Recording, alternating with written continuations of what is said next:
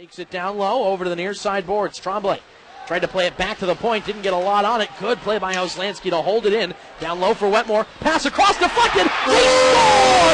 No, they wave it off. Went off the skate of Andrew Clark, and the referee will say that it was a kicking motion. And now he's going to call over his linesman to discuss this one. We see the replay for those of you watching on the America One Sports feed. Definitely did not look like a kicking motion, but this is a very tough call to make. The call is no goal on the ice, so let's see what the official says. He says it's a goal! And he changes his mind, and it is a tie game power play goal. It was actually Nick Tremblay who scored the goal. And this one cleared by the Thunder with now 45 seconds remaining in the interference penalty against Riley Wetmore, and they force a turnover. Here's a shot. They score! Corner pick by James Henry, and he has his second in as many playoff games. The Thunder in front with 1:39 to go in the second. What a job by James Henry. That is how you beat a goaltender who is bordering on that cockiness. Short-handed nonetheless, but great pressure by the Thunder throughout that, and what an excellent shot. And that's one Brossois is going to want back. And back the other way come the Thunder 3-on-2. Ryan Hayes into the zone. His pass, though, deflected high into the air. Goes behind the net. Martin gets body position on Hughes. Sends one in front. Save made. And a shot at goal. Ryan Hayes on the rebound. And it's 3-1. Stockton Thunder lead. What a huge goal that is. Caleb, not only was that a huge goal, but that was a great goal by Ryan Hayes. On the seat of his pants, he just gets a stick to it, and Brossois, again, getting him moving. You've rattled his cage enough. That was not a confident goaltender right there. What a goal by Ryan Hayes, who toppled over backwards after scoring that one. He was so off balance, but just hung on his skates enough. Long stretch pass, tipped into the zone. Martin driving towards the net, courtesy of a nice play by Corey Trevino. Fans wanted interference or holding against the Condors. They're not going to get it. Here's a shot and a score! Blasted top shelf, and that one pinged in off the post.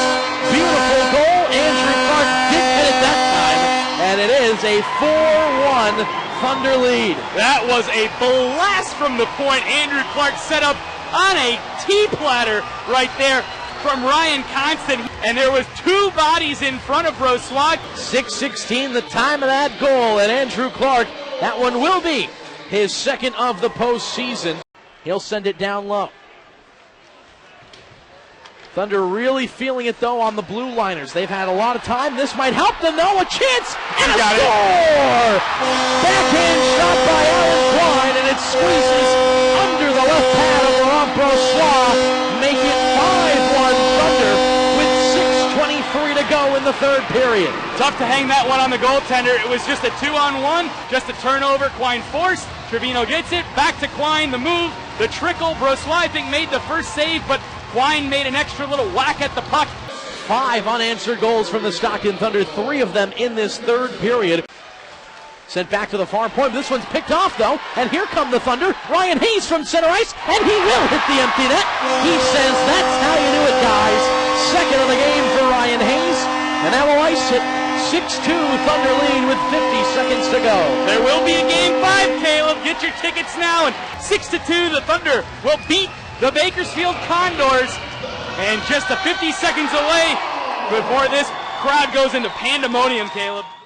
How big a goal was the shorthander by Henry? It seemed that was the one that really, you got a goal on, you got a power play goal. It's 1-1 now. It's big because obviously you got one on him, but then he beat him 1-on-1 on the shorthander, and it seemed that the ice just seemed to tilt right there. Yeah, it was a huge goal, and obviously another big goal from James, who's had to step in after not having played at all and make a big play for us to really, and it can be a backbreaker sometimes when you score a shorthanded goal in a tight game.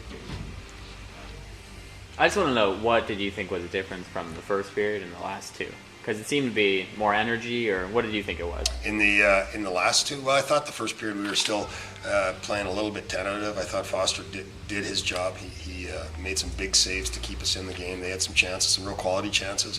And I think once we found the net a couple times, the guys relaxed a little bit more and started to play with much more energy, and we got the forecheck established a little bit. Does it matter how much you won this game by? Not really. It's a win. I mean, that's the important thing. We scored a few goals, so there are a lot of guys that were squeezing the sticks pretty tight right now, not having scored in a while, and I think it relieves some of that pressure. Let's go right in and talk about your goal. It seemed like that was the one that, you guys tied the game 1-1, still very tight game, and it seemed like that loosened. You guys got very loose after that. You won. You had a hard time with him. I mean, everybody in the league had a hard time with him. And, you had him one-on-one, and you out-snipered him there. And, let's talk about that goal. Yeah, being shorthanded, it was a line change, and Rosen, as a defenseman, was putting pressure down the ice on their D-man. And, their D-man put it up the boards, and that's just where I happened to be. And he took that defenseman to the net, and I just walked in and I saw an opening, and I got it in there. And shorthanded goals are really big momentum swings for us. It can deflate the other team's power play and can energize us going after the penalty kill.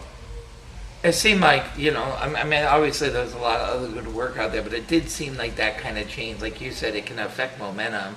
Tie game. They've done pretty well in that power play in this series, and all of a sudden, boom, you get them the other way, and it seemed like that really sort of tilted the ice. Yeah, exactly. Like I said, momentum can kill the other team's power play, and I think that's what happened. And the shifts after that, we just kept on putting pressure on them as much as we could, and kept putting pucks to the net, and we were able to get to Brossoit tonight. It's been one of those series where you haven't played the entire playoffs, but you've been called upon to go into an important situation. And, I know you always, the standard you have to be ready thing, right, but you really do. And you really came out and, what do you think of getting your chance here? Yeah, exactly. I just want to make the best of my opportunities. And, when we lost a forward in the game, we needed everyone to step up, and, I got more ice time from that, and, everybody picked their game up a little bit extra, and, that's what helped us get the win tonight.